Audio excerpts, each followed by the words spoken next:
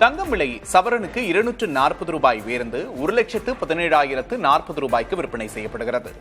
சென்னையில் 1 கிராம் ஆபரண தங்கம் கிராமுக்கு 30 ரூபாய் அதிகரித்து 14,630 ரூபாயாக உள்ளது. வெள்ளியின் விலையில் எந்த மாற்றமும் இன்றி 1 கிலோ 2,90,000 ரூபாய்க்கும் 1 கிராம் 290 ரூபாய்க்கும் விற்பனை செய்யப்படுகிறது. நடிகர் அஜித்குமாரின் தாயார் மறைவுக்கு முதல்வர் விஜய் இரங்கல் தெரிவித்திருக்கிறார். இது தொடர்பாக முதல்வர் வெளியிட்டுள்ள இரங்கல் செய்தியில், மோகினி அம்மையார் மறைவு செய்தி கேட்டு மிகுந்த வேதனை அடைந்ததாகவும் அவரது ஆன்மா இறைவன் திருவடியில் இளைப்பார பிரார்த்தனை செய்வதாகவும் குறிப்பிட்டுள்ளார். அரணாக இருந்து அரவணைத்த தாயாரை இழந்து வாடும் அஜித்குமாருக்கும் அவரது குடும்பத்தினருக்கும் ஆழ்ந்த இரங்கல் தெரிவிப்பதாகவும் முதல்வர் விஜய் குறிப்பிட்டுள்ளார். இதேபோல் முன்னாள் முதல்வர்கள் மு.க.ஸ்டாலின், எடப்பாடி கே. பழனிசாமி உள்ளிட்டோரும் அஜித்குமார் தாயார் மறைவுக்கு இரங்கல் தெரிவித்தனர். சூரிய ஒளியில் வைக்கப்பட்ட கேன் குடிநீரை அருந்தினால் உடலில் ஹார்மோன் மாற்றம் ஏற்படும் என்று உணவு பாதுகாப்புத்துறை எச்சரித்துள்ளது. கோடை வெயில் காரணமாக கேன் குடிநீர் விற்பனை அதிகரித்துள்ளது. இந்நிலையில் வெயிலில் வைக்கப்படும் குடிநீர் கேன்களில் வேதியியல் மாற்றம் ஏற்பட்டு பிளாஸ்டிக் நுண் துகள்கள் குடிநீரில் கலந்து உடலுக்கு பல்வேறு வகை பாதிப்பை ஏற்படுத்தும் என உணவு பாதுகாப்புத்துறையினர் தெரிவித்துள்ளனர். குறிப்பாக பிளாஸ்டிக் ரசாயனங்களால் ஹார்மோன் மாற்றம் ஏற்படும் எனவும் புற்றுநோய் பாதிப்பை ஏற்படுத்தவும் வழிவகுக்கும் என்றும் அதிகாரிகள் கூறுகின்றனர். மேலும் ஒரு குடிநீர் கேனை 30 முதல் 50 முறை மட்டுமே பயன்படுத்த வேண்டும் என அறிவுறுத்துகின்றனர்.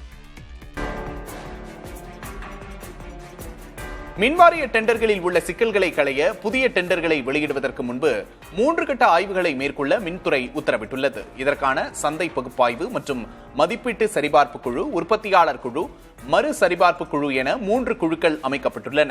இக்குழுக்கள் மூலப்பொருட்களின் விலை, வெளிநாட்டு சந்தை மற்றும் பிற மாநில மின்வாரிய கொள்முதல் விலைகளை ஒப்பிட்டு ஆய்வு செய்து அறிக்கை தாக்கல் செய்யும்.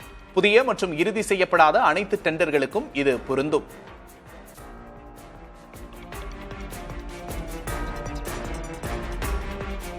மேகதாது அணை கட்டப்படுவதற்கு எதிர்ப்பு தெரிவிக்கும் வகையில் மேகதாதுவை முற்றுகையிட தஞ்சையிலிருந்து விவசாயிகள் வாகனங்களில் பேரணியாக புறப்பட்டனர்.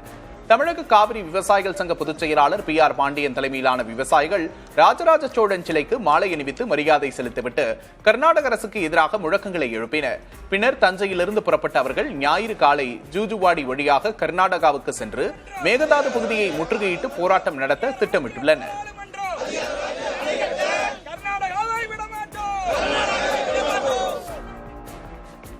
விழுப்புரத்தில் உள்ள அதிமுக அலுவலகத்தின் சாவி கொடுக்க உள்ளதாகவும் விரைவில் பூமி பூஜை போட உள்ளதாகவும் கர்நாடக துணை முதலமைச்சர் DK சிவக்குமார் அறிவிப்பது சட்டவிரோதம். நீதிமன்ற அவமதிப்பு வழக்கை தொடர வேண்டும். இது நடுவர் மன்றம், பாராளுமன்றத்தையே கேலிக்குத்தாக்கி இருக்கிறது. ஆனால் அரசியல் லாபம் கருதி காங்கிரஸ் கட்சியும் பாரதிய ஜனதா கட்சியும் கர்நாடகாவில் கூட்டு சேர்ந்து சட்டவிரோதமாக அணை கட்ட முயற்சி எடுப்பது வன்மையாக கண்டிக்கத்தக்கது. தமிழகம், புதுச்சேரி மற்றும் காரைக்கால் பகுதிகளில் 5 நாட்களுக்கு இடியுடன் கூடிய மழை பெய்யும் என்று சென்னை வானிலை ஆய்வு மையம் தெரிவித்துள்ளது. இதுகுறித்து வெளியிடப்பட்ட அறிக்கையில் நீலகிரி, கோவை, திருப்பூர், திண்டுக்கல், தேனி, கரூர், திருச்சி, நாமக்கல், ஈரோடு, சேலம், தருமபுரி, கிருஷ்ணகிரி, திருப்பத்தூர், வேலூர், ராணிப்பேட்டை மற்றும் திருவண்ணாமலை மாவட்டங்களில் இன்று மழை பெய்யக்கூடும் என்று தெரிவிக்கப்பட்டுள்ளது.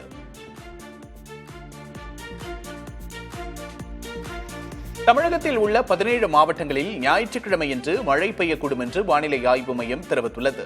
இதுகுறித்து வெளியிடப்பட்ட அறிக்கையில் நீலகிரி, கோயம்புத்தூர், திருப்பூர், திண்டுக்கல், தேனி, கரூர், திருச்சிராப்பள்ளி, நாமக்கல், ஈரோடு, சேலம், தருமபுரி, கிருஷ்ணகிரி, திருப்பத்தூர், வேலூர், ராணிப்பேட்டை, திருவண்ணாமலை மற்றும் விழுப்புரம் மாவட்டங்களில் இடியுடன் கூடிய மழை பெய்யும் என்று தெரிவிக்கப்பட்டுள்ளது.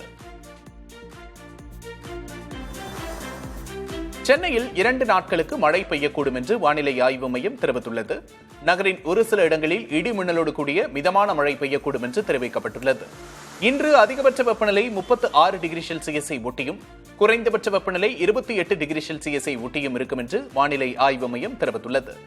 ஞாயிறன்று அதிகபட்ச வெப்பநிலை 39 டிகிரி செல்சியஸை ஒட்டியும் குறைந்தபட்ச வெப்பநிலை 28 டிகிரி செல்சியஸை ஒட்டியும் இருக்கக்கூடும் என்று தெரிவிக்கப்பட்டுள்ளது. சமூக நீதித்துறையை மேம்படுத்துவது தொடர்பாக அதிகாரிகளுடன் ஆலோசனை நடத்தி வருவதாக அத்துறையின் அமைச்சர் வன்னியரசு தெரிவித்துள்ளார். கோவை ஒண்டிப்புதூர் பகுதியில் உள்ள மகளிர் சமூக நீதி விடுதியில் அமைச்சர் வன்னியரசு ஆய்வு மேற்கொண்டார். கட்டிடத்தின் தரம், உணவு மற்றும் அடிப்படை வசதிகள் குறித்து ஆய்வு மேற்கொண்டதோடு அங்குள்ள மாணவிகளிடம் கலந்துரையாடினார். உணவை சாப்பிட்டு பார்த்து ஆய்வு செய்த பின்பு செய்தியாளர்களிடம் பேசிய அமைச்சர் வன்னியரசு, விடுதியில் தரம் குறைந்த உணவை வழங்கிய ஒப்பந்ததாரர்கள் மீது துறை ரீதியாக நடவடிக்கை எடுக்கப்படும் என்று உறுதியளித்தார். மாணவிகளுடைய குறையை கேட்டறிந்திருக்கிறோம். மரியாதைக்குரிய ஆட்சியர் அவர்களிடம் அந்த குறைகளும் அவரும் இருந்ததனால் உடனடியாக தீர்ப்பதாக சொல்லியிருக்கிறார்கள். மிக முக்கியமாக இந்த விடுதியிலிருந்து அவர்கள் போகின்ற அந்த கல்லூரிக்கு ஒரு பஸ் வசதி வேண்டும் என்று கோரிக்கை வைத்திருக்கிறார்கள். அதையும் செய்வதற்கு கலந்து ஆலோசித்து செய்ய வேண்டும் என்று சொல்லியிருக்கிறோம். எந்த விதத்திலும் தயவு தாட்சணியம் இல்லை. இந்த உணவு முறையில் நாங்கள் வேடிக்கை பார்க்க மாட்டோம். அதனால நாங்கள் ஆட்சியர் அவருடன் கலந்து பேசி அதற்கான அவங்க துறை ரீதியான நடவடிக்கைகளை எடுப்பதற்கு நாங்கள் பரிந்துரை செஞ்சோம். தமிழக வெற்றிக்கழக நிர்வாகிகள் தொடர்ந்து குற்றச்சம்பவங்களில் ஈடுபடுவதாக அமமுக பொதுச் செயலாளர் டிடிவி தினகரன் குற்றம் சாட்டியுள்ளார். மதுரையில் சிறுமிக்கு பாலியல் தொல்லை, செங்கல்பட்டில் மூதாட்டி கொலை, வேலூரில் செங்கல் சூளையில் பணம் கேட்டு மிரட்டல், தாம்பரம் அருகே கூலி தொழிலாளியிடம் இலவச செங்கல், ஜல்லிக்கட்டு தாக்குதல் உள்ளிட்ட சம்பவங்களில் தவேகாவினர் சம்பந்தப்பட்டிருப்பதை அவர் சுட்டிக்காட்டினார். மேலும் தவேகாவினர் ஆளுங்கட்சி என்ற மமதையில் ஆடுகிறார்களா என முதல்வர் விஜய் விளக்கமளிக்க வேண்டும் என்றும் டிடிவி தினகரன் வலியுறுத்தியுள்ளார். விழுப்புரத்தில் உள்ள அதிமுக அலுவலகத்தின் சாவி புதிய மாவட்ட செயலாளர் பசுபதி தரப்பிடம் ஒப்படைக்கப்பட்டது. சாவி பெறுவதில் இருதரப்புக்கும் இடையே மோதல் நிலவியது. வருவாய் கோட்டாட்சியர் முருகேசன் முன்னிலையில் நடந்த பேச்சுவார்த்தையின்படி சாவி பசுபதி தரப்பிடம் வழங்கப்பட்டது. இதனையடுத்து அலுவலகத்திற்கு சென்ற புதிய மாவட்ட செயலாளர் பசுபதி அங்கிருந்த CV சண்முகத்தின் பேனர்களை அகற்றினார். பின்னர் அலுவலகத்தை சுத்தப்படுத்தி சிறப்பு பூஜைகள் செய்த பின்னர் தனது ஆதரவாளர்களுடன் ஆலோசனை நடத்தினார்.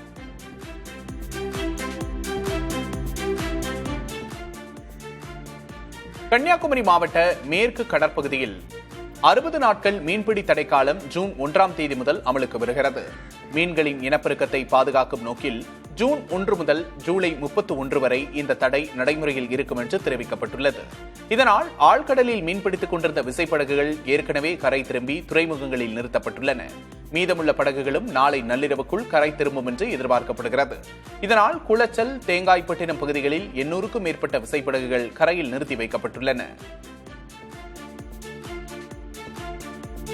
சென்னை கோட்டூர்புரத்தில் உள்ள நகர்ப்புற வாழ்விட மேம்பாட்டு வாரிய குடியிருப்பில் வீடுகள் தங்களுக்கு ஒதுக்கப்படவில்லை என்று குற்றம் சாட்டி பொதுமக்கள் சாலை மறியல் போராட்டத்தில் ஈடுபட்டனர். 195 புதிய வீடுகள் கட்டி முடிக்கப்பட்டு தயார் நிலையில் இருந்த போதிலும் இதுவரை அவை தங்களுக்கு ஒதுக்கப்படவில்லை என்று அப்பகுதி மக்கள் கூறுகிறார்கள். பழைய குடியிருப்புகள் மிகவும் சேதமடைந்து மோசமான நிலையில் உள்ளதாக கூறியுள்ள மக்கள் தங்களுக்கு புதிய வீடுகளை உடனடியாக வழங்க வேண்டும் என்று கோரிக்கை விடுத்துள்ளனர்.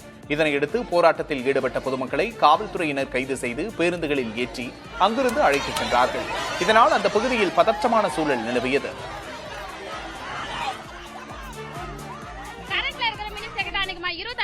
நாங்க மனு கொடுத்தோம். அவங்க என்ன சொன்னாங்க, உங்க ஃபைல எங்களுக்கு வரல அப்படின்னு சொல்றாங்க. அப்ப எங்க ஃபைல் எங்க தான் சார் போச்சு? 195 வீடு நாங்க தான் சார் ரெடி பண்ணி நாங்க கொடுத்தோம். இப்ப கரண்ட்ல இருக்க சிஎம் சார் பாத்துட்டு இருப்பாங்க. நாங்க எல்லாருமே இருக்கப்பட்டவங்க கிடையாது. வீட்டு வேலை செய்யறவங்க, கூலி வேலை செய்யறவங்க, எங்களோட வாழ்வாதாரத்துக்காக தான் சார் நாங்க போராடுறோம். எங்க வீட்டு பிள்ளையோ இல்ல நாங்களே எங்க புருஷனுக்குலாம் செத்து போயிட்டாங்கன்னா நீங்க எங்களுக்கு அந்த 10 லட்சம் 15 லட்சம் தரீங்க பாருங்க, அது கூட நீங்க தர வேணாம். நாங்க செத்து போயிட்டோமா? எங்க ஊரே இல்ல அந்த 195 வீடு சித்திராக இல்லன்னு சொல்லி அப்படியே விட்டுருங்க. திருவாரூர் மாவட்டம் குடவாசல் அருகே செங்கல் சூளை தொழிலாளி கொலை செய்யப்பட்டதை கண்டித்து உறவினர்கள் சாலை மறியல் போராட்டத்தில் ஈடுபட்டனர். சேங்காலிபுரம் பகுதியில் திருமுகம் என்பவரது வீட்டுக்குள் நுழைந்த மர்ம நபர்கள் அவரை கொலை செய்துவிட்டு தப்பியோடியுள்ளனர். இந்நிலையில் குற்றவாளிகளை உடனடியாக கைது செய்ய வலியுறுத்தி உறவினர்கள் சாலை மறியலில் ஈடுபட்டனர். இதனால் கும்பகோணம் செல்லும் சாலையில் போக்குவரத்து பாதிக்கப்பட்டது. தமிழகத்திலேயே முதல் முறையாக மூடப்பட்ட லாரிகளில் குப்பைகளை ஏற்றிச் செல்லும் அதிநவீன தொழில்நுட்ப முறையை தாம்பரம் மாநகராட்சி அறிமுகப்படுத்தியிருக்கிறது. கன்னடபாளையத்தில் பல ஆண்டுகளாக தேங்கி கிடந்த குப்பைகள் ஆப்பூர் கிடங்குக்கு மாற்றப்பட்டன. இந்நிலையில் குப்பைகளை கம்ப்ரசர் இயந்திரம் மூலம் அழுத்தம் கொடுத்து முற்றிலும் மூடப்பட்ட லாரிகளில் ஏற்றிச் செல்லும் முறையை மாநகராட்சி அறிமுகப்படுத்தியிருக்கிறது. இதன் மூலம் குப்பைகள் வெளியில் சிந்தாமலும் துர்நாற்றம் வீசாமலும் கொண்டு செல்லப்படுகிறது.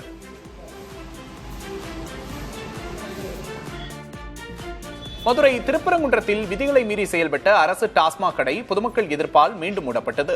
இங்குள்ள பெண்கள் பள்ளி மற்றும் கோவில் அருகே இயங்கி வந்த கடைகள் முதல்வர் விஜயின் உத்தரவின்படி மூடப்பட்டது. ஆனால் 5556 எண் கொண்ட கடை மட்டும் மீண்டும் திறக்கப்பட்டது. இதன் பார் உரிமையாளர் ஆளும் கட்சிக்காரர் என்பதால் அனுமதி தரப்பட்டதா என்ற சர்ச்சை எழுந்தது. இதுகுறித்து செய்தி ஊடகங்களில் செய்தி வெளியானதை அடுத்து மதுரை தெற்கு மாவட்ட டாஸ்மாக் மேலாளர் உத்தரவின் பேரில் அந்த கடை மீண்டும் மூடப்பட்டது. மேட்டூர் அணையிலிருந்து நடப்பாண்டில் வழக்கமான தேதியான ஜூன் 12 காவிரி படுகை பாசனத்திற்கு தண்ணீர் திறக்க வாய்ப்பில்லை என்று நீர்வளத்துறை அதிகாரிகள் தெரிவித்துள்ளனர். அணையின் நீர்மட்டம் 80 அடிக்கும் கீழ் சரிந்துள்ளதாலும் காவிரி நீர்பிடிப்பு பகுதிகளில் பருவமழை இன்னும் தொடங்காததாலும் நீர் திறக்க வாய்ப்பில்லை என்று கூறப்படுகிறது. 93 ஆண்டுகால மேட்டூர் அணை வரலாற்றில் இதுவரை 61 ஆண்டு காலம் கடந்து தண்ணீர் திறக்கப்படுகிறது. இந்த ஆண்டும் தாமதமாகவே தண்ணீர் திறக்கப்பட உள்ளதாக அதிகாரிகள் தெரிவிக்கின்றனர். கர்நாடக அணைகளிலும் நீர் இருப்பு குறைவாக இருப்பதால் ஜூன் 12க்குள் தமிழகத்துக்கு வர வேண்டிய 4 TMC தண்ணீர் கிடைப்பது கேள்விக்குறியாகி இருக்கிறது. இன்று காலை நிலவரப்படி மேட்டூர் அணையின் நீர்வரத்து 1952 கனஅடியாக உள்ளது. தென்பெண்ணை ஆற்றின் நீர்பிடிப்பு பகுதிகளில் பெய்த கனமழையால் கிருஷ்ணகிரி மாவட்டம் ஒசூர் கெலவரப்பள்ளி அணைக்கு நீர்வரத்து 699 கனஅடியிலிருந்து 1127 கனஅடியாக உயர்ந்துள்ளது.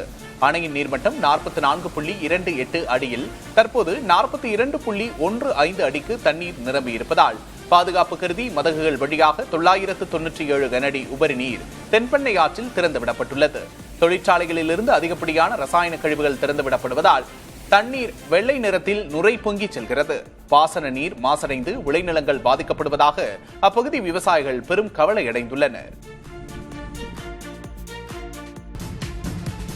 தேவைப்பட்டால் ஆபரேஷன் சிந்து 2.0 நடவடிக்கையை தொடங்க படைகள் தயார் நிலையில் இருப்பதாக ராணுவ தளபதி ஜெனரல் உபேந்திர துவிவேதி பேசியுள்ளார்.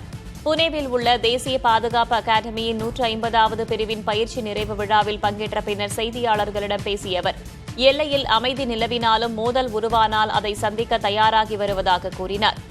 தேவையான நவீன தொழில்நுட்பங்கள் மற்றும் ஒருங்கிணைந்த திட்டமிடலில் ராணுவம் கவனம் செலுத்தி வருவதாகவும் உபேந்திர துவிவேதி குறிப்பிட்டார்.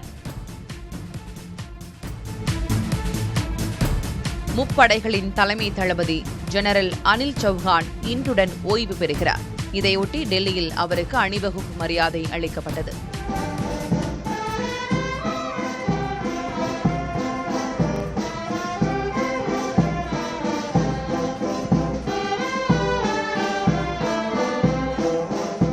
முன்னதாக போர் வீரர்கள் நினைவு சின்னத்தில் ஜெனரல் அனில் சௌஹான் அஞ்சலி செலுத்தினார்.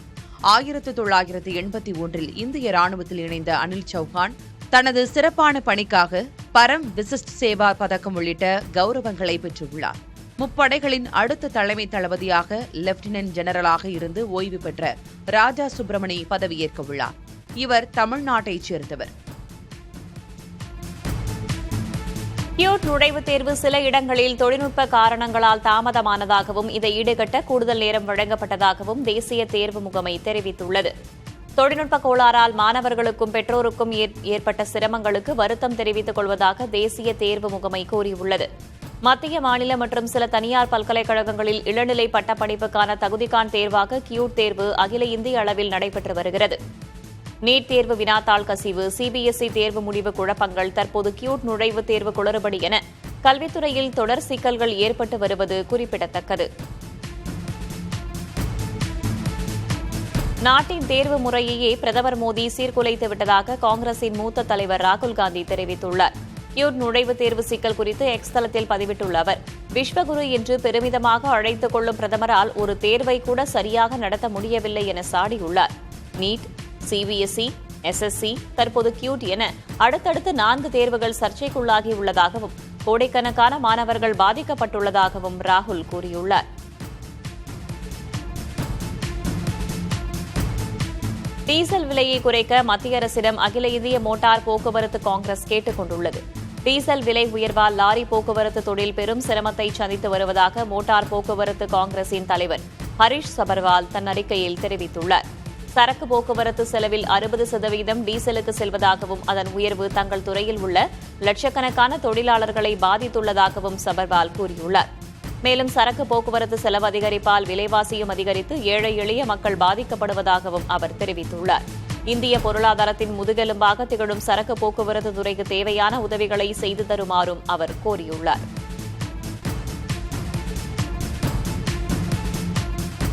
பஞ்சாப் உள்ளாட்சித் தேர்தலில் ஆளும் ஆம் ஆத்மி கட்சி அமோக வெற்றி பெற்றுள்ளது. மொத்தமுள்ள 8 மாநகராட்சிகளில் 4 அக்கட்சி வென்றுள்ளது. ஒன்றில் தனிப்பெரும்பான்மை பெற்றுள்ளது. 1977 வார்டுகளில் 958 ஆம் ஆத்மி வென்றுள்ளது. காங்கிரஸ் 397, அகாலிதளம் 191, பாஜக 172 இடங்களில் வென்றுள்ளன. அடுத்த ஆண்டு சட்டமன்ற தேர்தலை எதிர்கொள்ளும் நிலையில் ஆம் ஆத்மிக்கு இது முக்கியமான வெற்றியாக பார்க்கப்படுகிறது. இது தங்கள் அரசின் சிறந்த ஆட்சிக்கு மக்கள் கொடுத்த பாராட்டு என்று முதல்வர் பகவந்த் சிங் மான் குறிப்பிட்டுள்ளார். வெறுப்பு அரசியலை மக்கள் புறந்தள்ளியுள்ளதாக ஆம் ஆத்மி ஒருங்கிணைப்பாளர் அரவிந்த் கெஜ்ரிவாலும் மகிழ்ச்சி தெரிவித்துள்ளார்.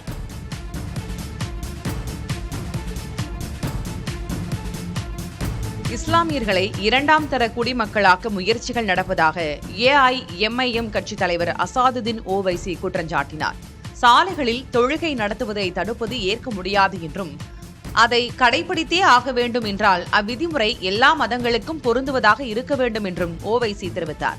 குறிப்பிட்ட மத பண்டிகையின் போது இறைச்சி கடைகளை மூட உத்தரவிட்டால் ரம்ஜானின் போதும் 30 நாட்களுக்கு மதுக்கடைகள் மூடப்பட வேண்டும் என்றும் ஓவைசி வலியுறுத்தினார். கேரளாவில் தெருநாய் தொல்லை மற்றும் ரேபிஸ் மரணங்கள் அதிகரித்து வரும் நிலையில் தடுப்பு நடவடிக்கைகளை தீவிரப்படுத்தியுள்ளதாக அம்மாநில அரசு தெரிவித்துள்ளது. கேரளாவில் கடந்த 5 மாதங்களில் மட்டும் 28 பேர் ரேபிஸ் நோயால் உயிரிழந்தனர். கடந்த 5 ஆண்டுகளில் 15 லட்சம் நாய்க்கடி சம்பவங்கள் பதிவாகியுள்ளன. இந்நிலையில் நாய்க்கடி சம்பவங்களை கட்டுப்படுத்த உச்சநீதிமன்ற வழிகாட்டுதலின்படி திருவனந்தபுரம், கொச்சி உள்ளிட்ட இடங்களில் நாய் காப்பகங்கள் அமைக்கப்பட்டு வருவதாகவும் நாய்களை கொல்லாமல் காப்பகங்கள் மற்றும் தடுப்பூசி திட்டங்கள் மூலம் கட்டுப்படுத்த 18 கோடி ரூபாய் ஒதுக்கப்பட்டுள்ளதாகவும் கேரள அரசு தெரிவித்துள்ளது. இன்போசிஸ் நிறுவனத்தின் தலைமைச் செயல் அதிகாரி சலில் பரேக் 2025-26 நிதியாண்டில் 82 கோடியே 60 லட்சம் ரூபாயை ஊதியமாக பெற்றுள்ளார். இவருடைய ஊதியம் அந்நிறுவன ஊழியர்களின் சராசரி ஊதியத்தை விட 742 மடங்கு அதிகம். இவருக்காக நிர்ணயிக்கப்பட்ட ஊதியம் 8 கோடியே 50 லட்சம் ரூபாய் என்றாலும் போனஸாக 23 கோடியே 35 லட்சம் ரூபாயும், பங்குகள் மூலம் 50 கோடியே 75 லட்சம் ரூபாயும் பெற்றுள்ளார். மேலும் இன்போசிஸ் தலைவர் நந்தன் நிலேகனி கடந்த 2 ஆண்டுகளாக எந்தவித ஊதியமும் பெறவில்லை என்பது குறிப்பிடத்தக்கது.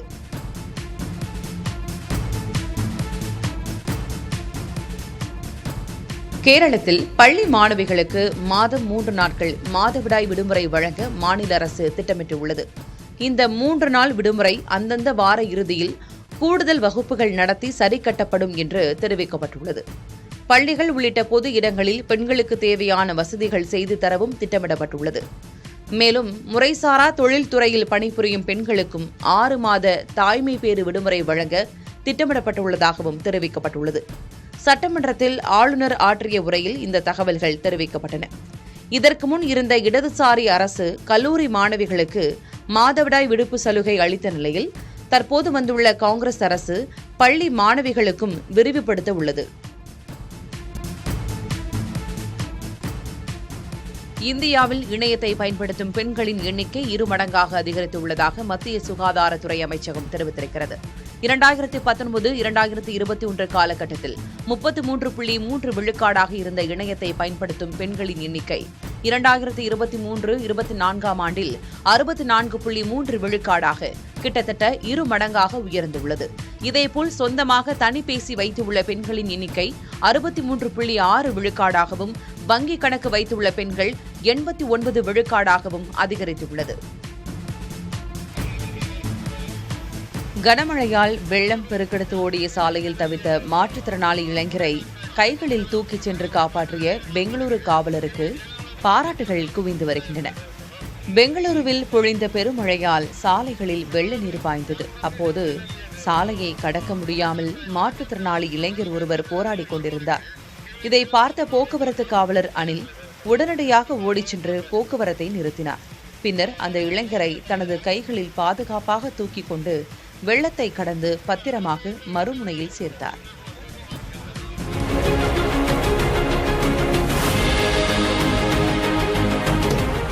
இந்தியா உள்ளிட்ட 12 நாடுகளின் ராணுவ வீரர்கள் மேகாலயாவில் நட்பு ரீதியிலான பாதுகாப்பு ஒத்திகையில் ஈடுபட்டனர். பிரகதி 2026 என்ற பெயரில் நடக்கும் இந்த பயிற்சி கடந்த 18ஆம் தேதி தொடங்கியது. நட்பு நாடுகளிடையே பாதுகாப்பு ரீதியிலான ஒத்துழைப்பை வலுப்படுத்தும் நோக்கில் இந்த பயிற்சி நடத்தப்படுகிறது. இரு பகுதிகளுக்கிடையே கயிறு கட்டி கடப்பது உள்ளிட்ட ஒத்திகைகள் இந்த நிகழ்வில் நடத்தப்பட்டன.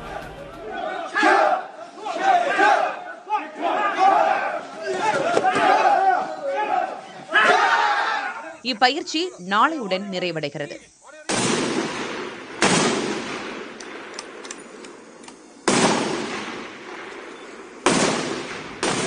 உள்நாட்டு விமான போக்குவரத்தில் அதிக பயணிகளை கையாள்வதில் மும்பை விமான நிலையத்தை பின்னுக்கு தள்ளிவிட்டு பெங்களூரு விமான நிலையம் 2வது இடத்திற்கு முன்னேறியுள்ளது. டெல்லி விமான நிலையம் தொடர்ந்து முதல் இடத்தில் நீடிக்கிறது.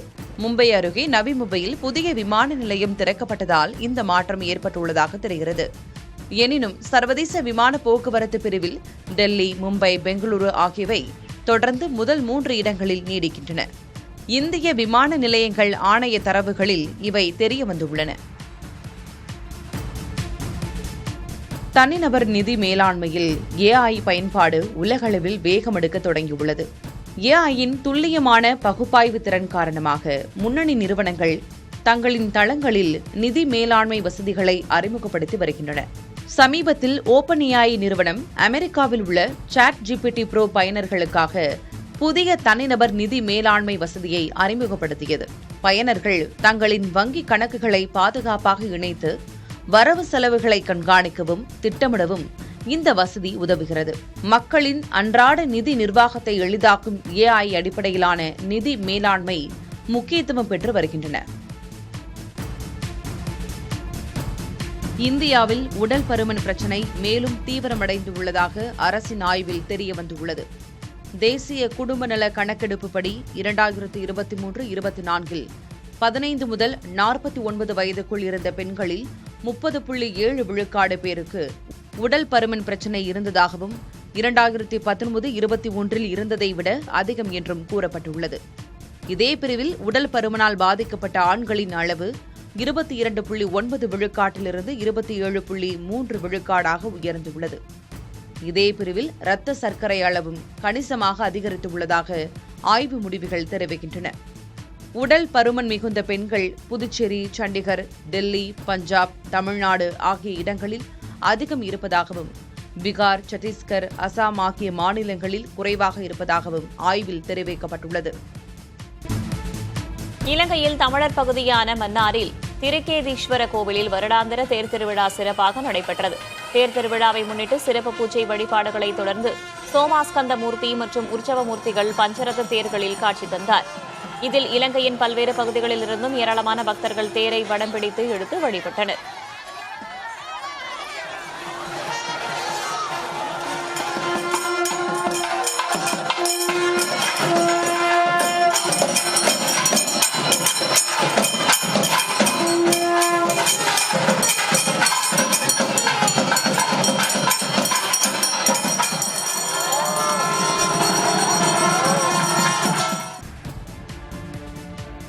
உலகளவில் 5